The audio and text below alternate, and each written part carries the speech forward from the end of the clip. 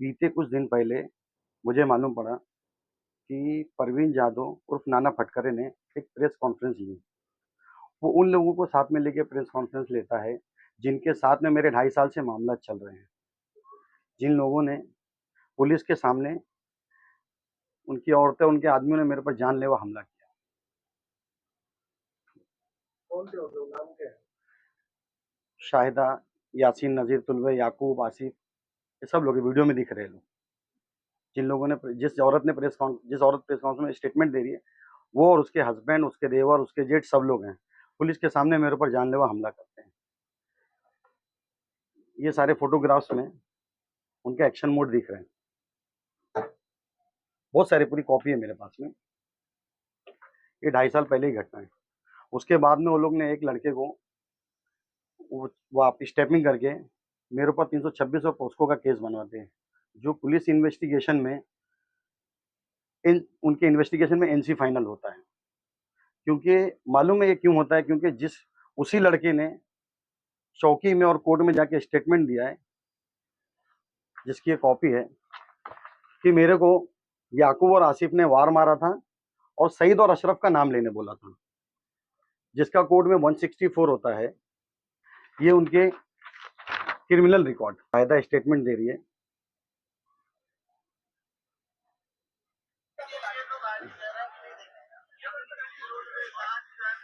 मेरी दुकान पे ये लोग फिरोज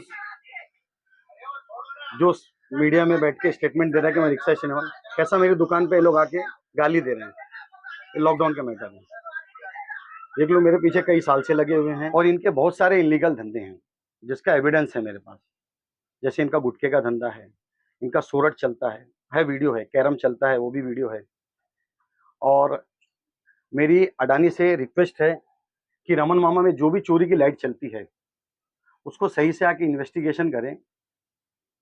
और इनका जो रिक्शा स्टैंड पे चलता है, एक ही नंबर की दो, अब मेरा स्टेटमेंट होने के बाद हो सकता है गाड़ी हट जावे, जो गाड़ी वेस्टर्न में चलती है अंधेरी वगैरह में, सेम नंबर की गाड़ी इसी वैगन वाली रिक्शा स्टैंड पे चलती है, स्क्रैप वाली गाड़ी। अभी मेरा वीडियो आने के बाद में हो सकता है फटाफट हट जावे। वहाँ पे बहुत सारे हथियार मिलेंगे आपको रिक्शा स्टैंड। ऐसी कौन सी वजह है जो आपके साथ में इस तरीके से दुश्मनी हुई है?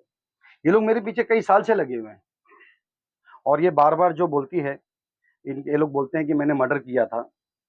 वो मर्डर इन लोग ने खुद किए थे। वो मर्डर ये लोग खुद करके मुझे फंसाया गया था। पूरा घर विटनेस बन गया था उसके अंदर। उस मर्डर में पूरा घर विटनेस बन गया। ये इनके पूरे कंप्लेन है जो मैंने मायके से निकाला हूँ। ये कंटिन्यू 2.5 साल से मेरी दुकान के ऊपर, मेरे भाई की दुकान के ऊपर, मेरी वाइफ के कारखाने के ऊपर, चाहे परवीन जाधव, नाना फटकरे या ये लोग कंटिन्यू मेरी दुकान के ऊपर कंप्लेन पे कंप्लेन मार रहे हैं। वजह क्या है कंप्लेंट करने की? आपके मुख्य वजह क्या? आप जैसा बता रहे कि 2.5 साल से आपके पीछे पड़े, तो वजह क्या है? क्यों पीछे पड़े आप? क्या चाहते हैं? मुझे भगाना चाहते हैं वहां से। मेरी दुकान है वहां पे, मुझे भगाना चाहते हैं। वहाँ पे मेरी दुकान है, क्योंकि मैं आपको वीडियो दिखा रहा हूँ कि पुलिस के सामने मेरे पर जानलेवा हमला हुआ है। क्या कभी उन्होंने ऐसे आपसे कुछ बात की है कि ये दुकान हमें दे दो, या उन एक्सटॉर्शन का पूरा एक्सटॉर्शन का मैटर है और मैं पैसा नहीं देता। पर जब हमला हुआ था तो मैंने कंप्लेन ही किया था, तो वो एनसी फाइनल में आया। ये जो लड़के का 164 हुआ जगह पे नहीं हुआ था। मैंने सारी जगह अर्जी लगाया था, वरिष्ठ अधिकारियों से मिला था। उसके बाद में उसकी जांच हुई, उसका इन्वेस्टिगेशन हुआ, तब वो 164 हुआ। जिस लड़के ने फरियादी बना था उसने कोर्ट में जाके जब स्टेटमेंट दिया, सही स्टेटमेंट दिया, तब एनसी फाइनल हुआ था। कई बार बोला हूँ। पुलिस की जो अभी जो कार्रवाई चल रही है, पुलिस से मैं संतुष्ट हूँ। क्योंकि ये लोग ने जैसे एक भाड़े का टट्टू लाए, जिसका नाम है परवीन जाधव और नाना पटोले, पटकारे। वो रहता है न्यू बॉम्बे में। पूरे मानपुर शिवाजी नगर में 18 से 19 लाख की आबादी है। यहाँ पे कोई समाज सेवक नहीं मिलता है। वो न्यू बॉम्बे से आके समाज सेवक कर रहा है। आपको मालूम क्या समाज सेवक कर रहे हैं? जैसा मैंने वो याकूब तुलवे का कंप्लेन दिखाया, कंटिन्यू 2.5 साल ये 18 महीने से लीगल मेरे पीछे लगा हुआ है। 18 महीने से लीगल मेरे पीछे लगा हुआ है। ये बताएंगे क्या कंप्लेंट? ये मेरे धंधे पे पूरे कंप्लेन है। मेरी वाइफ के धंधे पे कंप्लेन है, मेरे भाई के धंधे पे कंप्लेन, मेरे बिजनेस के ऊपर कंप्लेन है कि इनका एक्सटॉर्शन का मेरे से 2 लाख रुपए की इसने डिमांड किया था। और परवीन जाधव उर्फ नाना फटकर, जिसकी मैंने शिवाजी नगर सारे अधिकारियों को अर्जी वगैरह दे के रखा हूँ। पास में जो विटनेस थे वो मैंने पुलिस को बताया हूँ, वो इन्वेस्टिगेशन में चालू है, इन्वेस्टिगेशन चालू है। और ये 18 महीने से कंटिन्यू मतलब ऑन रिकॉर्ड ही मेरे पीछे लगा हुआ है। ये इसकी समाज सेवा है। इसके ऊपर मेरी पुलिस में ऑलरेडी पहले से एप्लीकेशन है, पुलिस इन्वेस्टिगेशन कर रही है। ये उसकी जेब से देखे एमडी निकलते हुए, तो मैंने इस लड़के को काम पे से निकाल के सीनियर पीआई देशमुख साहब के सामने खड़ा कर दिया था। तो उन्होंने मुझे आश्वासन दिया था कि आप जाइए, हम इसके ऊपर उचित कार्रवाई करेंगे। उसके बाद में ये हमारे परवीन जाधव साहब उर्फ नाना फटकारे, ये अभी 4-5 महीने से एक वीडियो वायरल करके, जिसमें उस वीडियो में ना मैं हूँ ना मेरा भाई है, हम दोनों भी कहीं पे भी नहीं है। अब उनको दिख गया है उसके अंदर कि मैं हूँ, हम दोनों भी कहीं नहीं है। वो इन्वेस्टिगेशन का पार्ट है, मुझे कानून के ऊपर पूरा भरोसा है, उसकी इन्वेस्टिगेशन चालू है। मैंने सीपी साहब से भी मिला हूँ और उनसे इन्वेस्टिगेट जो भी इसके अंदर सही आरोपी उसको पकड़ने का उनको वो किया हूँ, और उन्होंने मुझे आश्वासन दिया है डिपार्टमेंट ने कि सही जो कार्रवाई होगी। अब ये इस तरह से वीडियो बना के लेडीज को इकट्ठा करके, जो लेडीज मेरे ऊपर बार बार अटैक कर रही हैं, मेरे बारे में अनबन कुछ भी बाइट वगैरह चला रही हैं, अगर उनके पास कोई एविडेंस है तो उनको एविडेंस पेश करना चाहिए। ऐसा ओरल नहीं, जैसा मैं आपको एक एक चीज का एविडेंस दिखा रहा हूँ। मेरी मांग है, मेरा मैसेज है कि अडानी को बोलिए कि पूरे रमन मामा में जो चोरी की लाइट चलती है उसकी पूरी जांच हो, रिक्शा स्टैंड पे जो रिक्शा चलती है उसकी जांच हो, कैरम क्लब चलता है, जुए का क्लब चलता है, गुटखे का बहुत बड़ा हब है, और उसी रिक्शा स्टैंड में बहुत सारे अस्पताल हैं।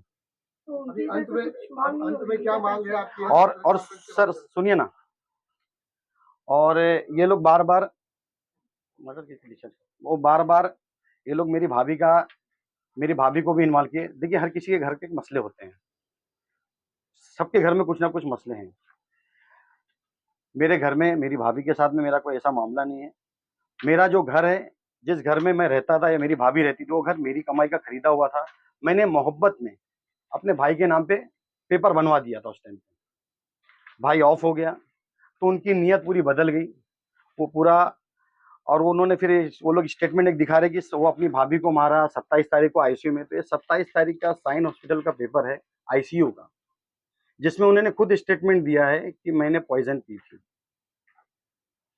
ये लोग बोलते हैं कि मैंने मारा हूं, और साइन हॉस्पिटल के रिकॉर्ड में कि पॉइजन पे बाकी इंक्वायरी आपको साइन हॉस्पिटल के आईसीयू वार्ड से मिल जाएगी 27 तारीख 8वां महीना 2024 को। तो जो इल्जाम आप पे लगे तो ये सरासर झूठ है और बेबुनियाद है।